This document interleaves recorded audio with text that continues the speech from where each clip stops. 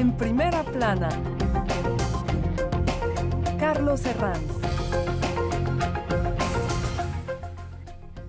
Bienvenidos en Primera Plana, un programa de Radio Francia Internacional y de France 24. Esta semana nos hacemos una pregunta tan interesante como inquietante. ¿Dejará esta pandemia de coronavirus toda una generación de jóvenes perdidos en América Latina?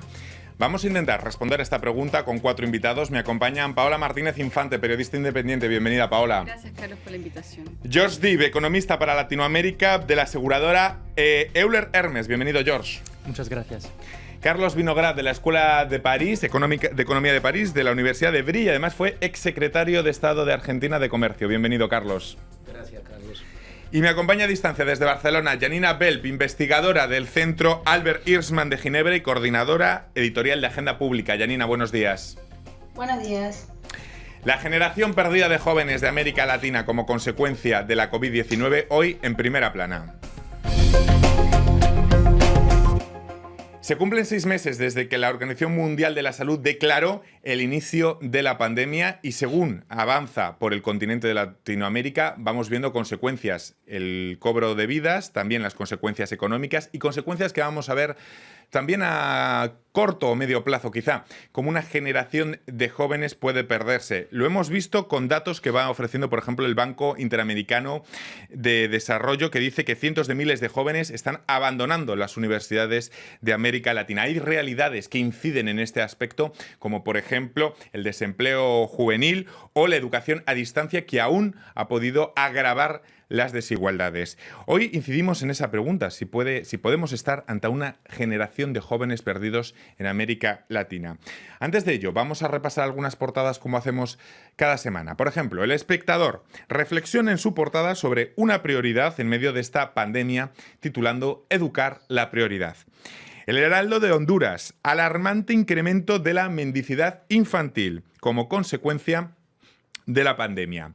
En Brasil, Folha de Sao Paulo decía esta misma semana que Brasil es uno de los 2 países con menos tiempos de aulas, según la OCDE, en estos instantes, con una vida que resurge en bares y playas, y mientras la mayoría de las escuelas está cerrada. Paola, ¿son los jóvenes latinoamericanos, esa generación que ahora tendría entre 18 y 25 años, quienes van a pagar sobre todo esta crisis? Yo respondería a esta pregunta con matices, porque hay que saber que la historia latinoamericana no solamente no está en la primera gran crisis. Han habido dictaduras súper importantes que han también sacrificado generaciones, han habido guerras civiles en Centroamérica que también han sacrificado generaciones. Hoy día la situación es diferente. Yo sé que muchos jóvenes, por ejemplo en Chile, país que conozco bastante bien, fue en mi país también, los jóvenes se sienten con una frustración importante. No sé si sienten que todo está perdido, porque una vez también se dice que es mejor perderse para mejor encontrarse. Es cierto que hoy día este gran paréntesis, hay que olvidar que Chile, por ejemplo, llevan 6 meses confinados en Santiago y en diferentes lugares, 6 meses de encierro absoluto, de aislamiento, y ha generado una cierta frustración de lo que les depara en el futuro, por ejemplo. Hay ciertos sondajes que se han realizado a través del Instituto de Juventud Nacional, cuál es el sentimiento de la población chilena, sobre todo estos jóvenes entre 15 y 29 años, y sobre todo ellos se manifiestan con mucha inquietud respecto a su situación económica, que es una situación de pobreza enorme, que la vamos a hablar más tarde, y también respecto a sus estudios. Mucha gente ha dejado de estudiar porque no tiene la cabeza disponible para poder hacer estas clases a distancia. Tampoco tiene los medios necesarios, informáticos, de conexión y también para poder seguir estas clases a distancia. Entonces, yo no hablaría de generación perdida, porque insisto, yo pienso que la historia de nuestro continente nos ha dado razón suficiente para pensar de que los jóvenes y toda la gente de Latinoamérica tienen los recursos necesarios y suficientes y una fuerza infinita para poder reconstruirse. No sé, George, si desde la economía hay indicios que pueden mostrar esa dirección de que nos encaminamos hacia una generación perdida de jóvenes en América Latina. Bueno, es verdad que no es la primera dificultad de la región del continente, pero esta vez es un poco diferente porque es probablemente la más fuerte recesión de la región en la reciente historia. Nosotros en Euler Hermes prevemos una contracción de la economía del PIB de menos 7,5%. Y es un triple shock. A corto plazo había el shock del golpe del comercio con China en principios del año, el golpe de los precios de materias primas y también el golpe más grande, el del confinamiento, que pone una pausa en la economía. Pues es por primera vez que tenemos un golpe tan fuerte, 3 golpes en la economía que pueden tener este impacto a largo plazo. Y el segundo mensaje es que, bueno, primero es la más fuerte recesión y segundo, los jóvenes ya estaban, las condiciones iniciales de los jóvenes ya estaban, no estaban muy buenas, porque si miramos a los datos de desempleo en nuestros países, son cada vez el doble del desempleo promedio nacional. Medio nacional. Por ejemplo, en Brasil tenemos un desempleo de los jóvenes de 27,5% contra el 13% para el promedio. También países como Chile y Colombia son 20%, pues mucho más que el promedio nacional. Pues a causa de estas 2 razones hay una inquietud, claro, y es una crisis de una naturaleza completamente diferente.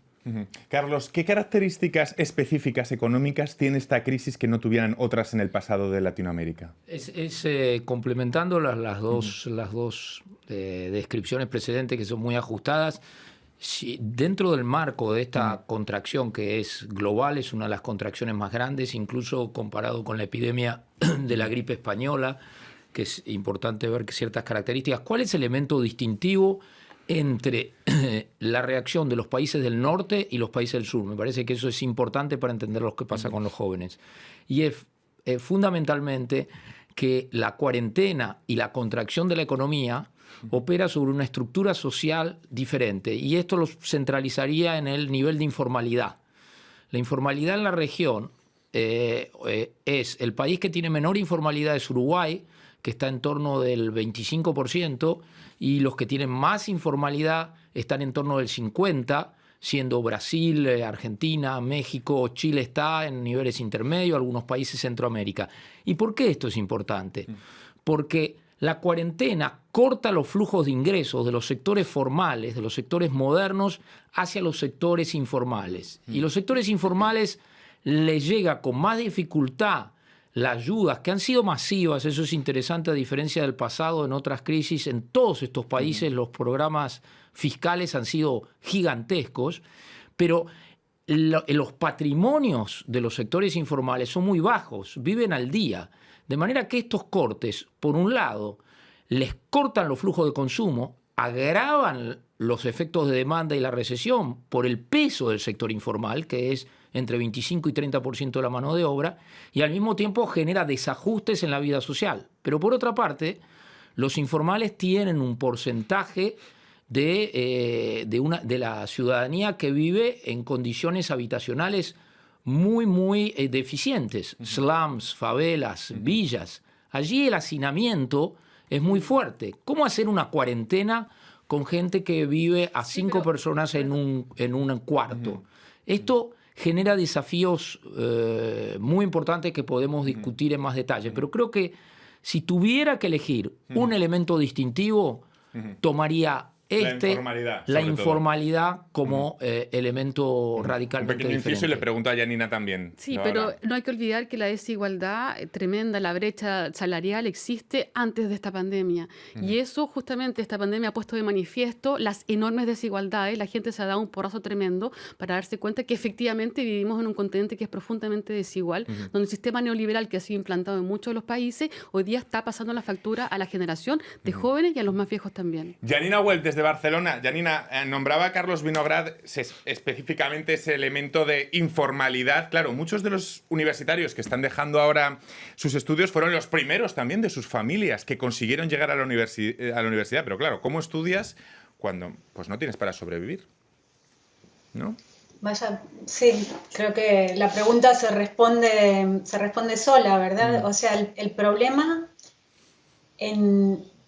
en mi opinión, es realmente dramático. Sí. No podemos pensar solamente en los jóvenes, ¿no? Se hablaba de las dimensiones de la crisis económica, la pobreza va a crecer y el foco, creo que ahí lo mencionaba Paula también, está en la desigualdad.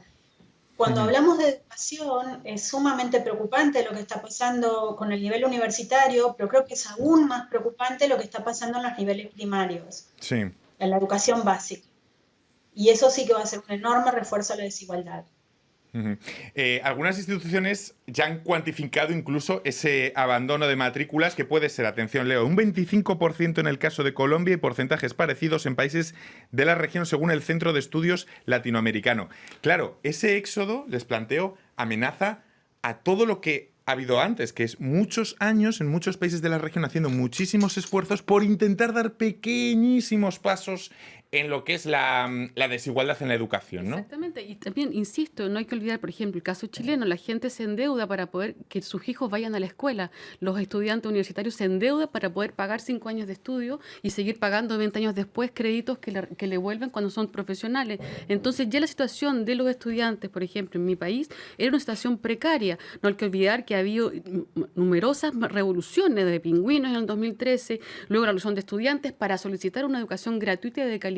Hoy día, ¿qué pone de manifiesto esta crisis de la pandemia y el confinamiento? De que efectivamente los estudiantes hoy día están pensando, por ejemplo, hay chicos que hacen clases y están en Zoom en sus clases y les suena el teléfono y tienen que hacer un delivery porque están trabajando y estudiando al mismo tiempo. Y el trabajo de delivery les sirve para pagar sus estudios y además para poder pagar un poco y ayudar a la economía, esa economía circular de su familia, donde, por ejemplo, el padre ha perdido el trabajo informal, del cual hablaba Carlos anteriormente, porque en Chile, por ejemplo, el sistema informal de trabajo funciona todo el tiempo. Yo creo que además este ejemplo que ha puesto Paula es como muy visual, ¿no? Todos nos imaginamos ese caso del chico al que le suena el teléfono y tiene que hacer un trabajo temporal.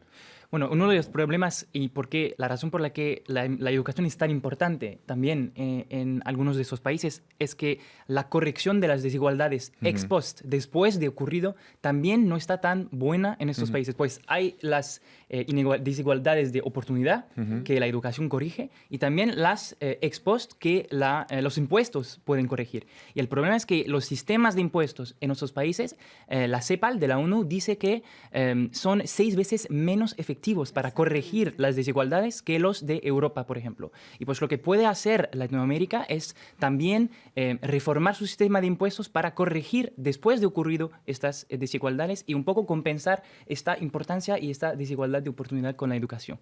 Quiero seguir avanzando en lo que supone este éxodo. Sí, Janina, ¿me ibas a decir algo? Sí, quisiera agregar, si me permites, que Carlos mencionaba que ha habido ayudas en los distintos países. Y eso es verdad, pero la pandemia también está poniendo en evidencia un enorme problema de capacidades estatales. Y doy 2 ejemplos. En Perú, por ejemplo, se aprobó la compra de tablets para acompañar el proceso educativo, pero sin embargo no se pudieron comprar porque el procedimiento de compras no estaba suficientemente aceitado y pasados 2 meses las tablets seguían sin estar. Y lo mismo ha ocurrido en Guatemala, con un paquete de ayuda sin precedentes que a día de hoy tiene una ejecución inferior al 20%. Me pide la palabra Carlos Vinograd, pero espéreme un momentito porque vamos a hacer una pequeña pausa y seguimos analizando toda esta realidad de generación perdida de jóvenes latinoamericanos a vuelta de pausa aquí en Primera Plana.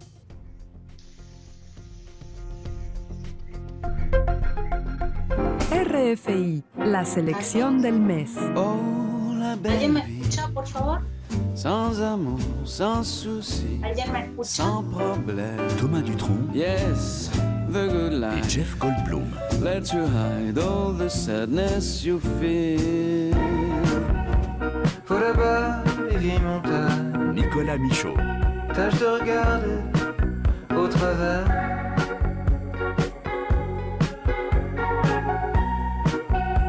Dévaler rien que pour nous. Do outro lado do oceano, Mariana Ramos. marca terra da promessa. Vou viver feliz, cheio de esperança. Christine and the Queens.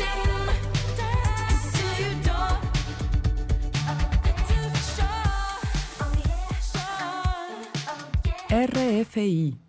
Estamos aquí en Primera Plana esta semana analizando si estamos ante una generación de jóvenes perdidos en América Latina a raíz de la pandemia. Lo hacemos con Paola Martínez Infante, periodista independiente, George Dive, economista, Carlos Vinograd, de la Escuela de Economía de París y de la Universidad de Evry, y Janina Belp, investigadora del Centro Albert Hirschman en Ginebra. Antes de irme a la pausa, le iba a dar paso al señor Vinograd. Estábamos hablando de esas consecuencias del éxodo de estudiantes en la región a causa de la pandemia. Carlos. Sí, Janina hacía mención a algo que me parece central, que es las capacidades estatales. Y en esto hay mucha diversidad y es muy interesante el caso de diferentes países. Durante los años que podríamos haber llamado la nueva Belle Époque de los precios de las materias primas, la desigualdad y la pobreza se redujo de manera en algunos países más sensible que en otros. La gran pregunta es si este proceso se puede sostener ahora que ese push de ingresos de los estados se ha licuado. En el tema de capacidades hay un fenómeno que desatendemos y es que paradójicamente uno de los sectores más golpeados hoy son los sectores medios bajos y no los sectores más bajos de la sociedad. ¿Por qué? Porque se implementaron planes como Bolsa Familia, como Progresa en Brasil, como Progresa en México, etcétera, que consiguieron llegar a los sectores más excluidos de la sociedad. La pandemia desconectó a los informales medios, peluqueros, taxistas, que no corresponden a estos sectores y que no tienen planes y que además, esto es un tema complejo que no es de la economía, que no tienen hábitos de recibir ayuda o solicitar ayuda al Estado. Estos sectores que son fracciones sensibles de la sociedad, profesionales liberales en carrera intermedia, se ven en una situación de sándwich, completamente comprimidos por un efecto tenaza. La capacidad del Estado de llegar ahí es baja y estos sectores tienen dificultad de acercarse. En esto creo que hay algunos ejemplos, por ejemplo, es la eficacia de Uruguay, que es un caso del cual se habla, que tiene un sistema de estatal mucho más poroso, que llega más abajo, que ha conseguido hacer una cuarentena más corta, que tiene un sistema de cobertura de desempleo más eficiente y que ha tenido que cerrar las escuelas por menos tiempo. Todo este conjunto de capacidades estatales me parece que tiene que ver con lo que dice Janina. Hay países como Argentina, que conozco, que tiene un gran capital de herencia, tiene niveles de capital sanitario, es decir, camas por habitante, respiradores y médicos que no son muy lejanos, son muy cercanos a los países europeos. Pero cuando tiene que operar ayudas alimentarias, se pierden, no llegan y están todos los programas completamente trancados o por problemas de gestión o corrupción o por problemas simplemente que no operan. Me parece que el tema de Janina es central. Sí, es muy interesante, Janina, Paola, George, ese punto que hace referencia a Carlos de los informales medios, ¿no? De ellos, los que no tienen posibilidades y al mismo tiempo no están acostumbrados a esas subvenciones del Estado y se encuentran en esa situación tan complicada ahora, ¿no? Y por esa misma razón, por ejemplo, el gobierno de Piñera realizó un plan fortalecido para la clase media, en la cual que fue la que más ha sido afectada también por esta pandemia, donde la gente ha perdido o tenía un trabajo formal, pero perdido en el informal que le permitía tener un cierto grado de confortabilidad, digamos, salarial a fin de mes para poder pagar todo lo que hay que pagar, porque no hay que olvidar que en Chile la educación hay que pagarla, la salud es un sistema privado que vale una fortuna también, los fondos de pensiones también cuestan una fortuna, entonces el nivel de medio de ingresos de una clase media es muy bajo en Chile. Entonces es cierto que hoy día todos los programas que han hecho, subsidio de arriendo, subsidio de salarios que lo va a anunciar el presidente Piñera en un par de días más, creo. En todo ese contexto es la clase media hoy día que no está habituada, como bien dice Carlos, a recibir estas ayudas sociales, que se encuentra como en sándwich entre medio de aquellos que tienen holgadamente su salario fin de año, o sea, de fin de mes, perdón, que no tienen ninguna dificultad económica, y aquellos que están acostumbrados, no acostumbrados, pero más bien han tenido totalmente un plan social que les ha ayudado a salir un poco de la extrema pobreza. Sin embargo, perdona, justo para terminar, y es eso lo importante, que hoy día el concepto de clase media también se ha perdido, porque la clase media, digamos que de manera absoluta no existe, porque hay un empobrecimiento de esa clase media que ha perdurado desde los últimos 30 años en todos lados también. Janina, dada esta situación que estamos describiendo, de cara a los próximos meses, ¿qué políticas deberían implementar los diferentes estados de América Latina para, no sé si decir, paliar como se pueda o evitar que estas consecuencias que estamos describiendo para toda esta generación de jóvenes? Es muy complejo y no soy la persona indicada, o no sé si es posible siquiera dar una respuesta para todos los países de la región. Bueno, quizá orientaciones sí podamos dar, ¿no? Orientaciones sí podemos dar, orientaciones sí podemos dar, y también digo en particular por lo que señalaba Carlos en relación a las capacidades estatales diferenciales. Sí. Yo creo que países con una burocracia más eficiente o un poco más eficiente pueden implementar ciertas medidas y países con una discapacidad total en esos recursos tienen que buscar otras. Ahora, volviendo al tema de los jóvenes y a los ejemplos concretos, ayer nos comentaban en una discusión sobre Guatemala que un mes de internet en Guatemala cuesta lo mismo, o sea, el pago de la cuota de internet, que un año de matrícula universitaria. Ahí tenés una política muy clara, ¿no? Pero insisto también, no hay que perder de vista que la educación primaria, o sea, la educación universitaria, también el acceso es restringido, en algunos países más que en otros. Entonces, no hay que incrementar las desigualdades, tiene que haber una política bastante holística que permita, por ejemplo, dar mayores accesos de conectividad a los universitarios que podrían acceder a una educación mixta o online, y no perder de vista que hay que ir reabriendo escuelas, y ahí es donde está la clave, yo creo. Creo que es necesario reabrir escuelas, y Europa lo está haciendo, las condiciones no son las mismas, hay que pensarlo muy bien, pero hay que apostar a eso. No sé si queréis... Me gustaría completar un poco la respuesta y los puntos muy justos que fueron hechos a propósito de las diferencias en las respuestas presupuestarias y monetarias entre países de Europa o de Estados Unidos y países de América Latina. Cuando miramos a los datos del Banco Central que intenta ver cuántas medidas fueron adoptadas por los diferentes países, cuál es la parte de estas medidas que es dirigida a proteger los empleos. Lo que vemos es que en países de Europa y de Estados Unidos es más del 30% hasta el 60% de todas las medidas que son dirigidas para proteger los empleos. En América Latina, en Perú, Chile y Colombia son menos de 20%, pues lo que podemos aconsejar o orientaciones de políticas públicas son orientaciones para reintegrar a gente inactiva después de esta crisis al mercado laboral con políticas activas del mercado laboral para paliar a este efecto de desempleo, porque los países de América Latina vieron sus desempleos, sus tasas aumentar muy fuertemente, disparar en esta crisis comparado con otros países de Europa donde los empleos se mantengaron gracias a las políticas del gobierno.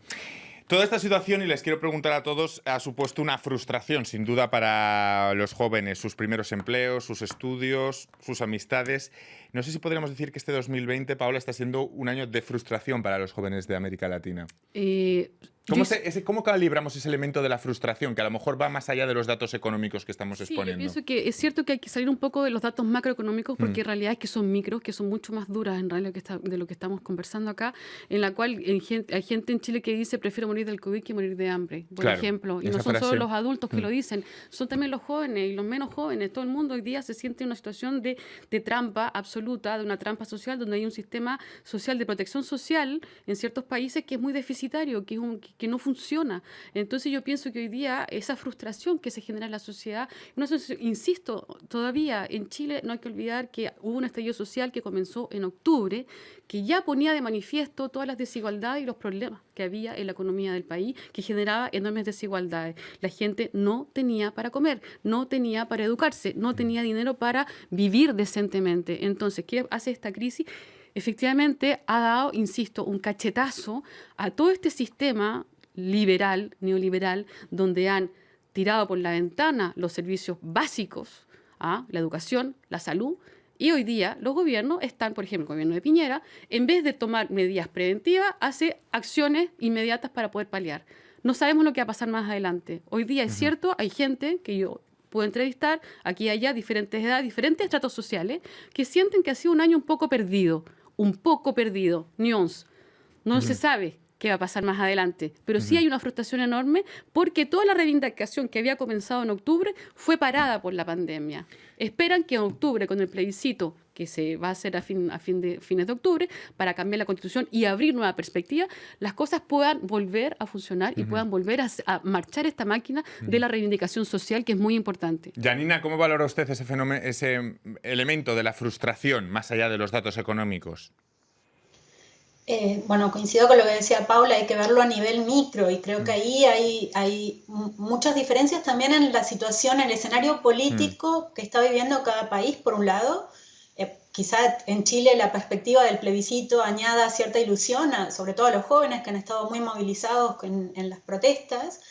y depende de muchos países. Ahí incorporaría quizá la variable de la democracia, ¿no? Que veníamos viendo que el apoyo a la democracia está disminuyendo en la región y preocupa especialmente que los jóvenes perciban que la política no es capaz de transformar cosas. Creo que ahí también hay que trabajar tanto el relato como la eficiencia de las políticas públicas para que se fortalezca, refuerce o restablezca la confianza en la política. Carlos, no sé si quería añadir algo más sobre esa percepción o ese desencanto que puede incluso incrementarse a partir de ahora en esa generación de jóvenes latinoamericanos. Sí, en esto seguiría un poco la línea de humildad de Janina. El problema es muy complejo. Por un lado, las cuarentenas protegen vidas actuales y por otro lado generan problemas futuros. Más allá de la frustración de los sectores medios, hay algo que la política tiene mucha dificultad para gestionar y que es lo que yo llamo vidas y vidas. Se protegen vidas actuales, pero por ejemplo en los sectores más desfavorecidos, ya no los sectores medios que hablábamos antes, sino los sectores bajos nuevamente, va a haber problemas en la próxima generación por los problemas de pérdida de ingresos que están siendo muy prolongados, porque hasta que no llegue la vacuna, la perturbación de la vida social va a continuar. Y los chicos ya no son los adolescentes. Estos chicos van a tener problemas alimentarios, nutricionales. Sabemos que las aptitudes cognitivas y educativas futuras van a ser afectadas. No somos el África, de manera que la malnutrición no genera por ahora, mayor mortalidad infantil. Pero tenemos un problema que la política es difícil que responda porque las elecciones son periodos cortos y tiene que responder a la ansiedad de las muertes de hoy. Tenemos que dejarlo ahí, Carlos, porque me quedo sin tiempo. Les hemos propiciado un montón de elementos a los telespectadores para que puedan valorar esta generación perdida de América Latina. Muchísimas gracias a los cuatro y a todos ustedes. Hasta la próxima semana en Primera Plana.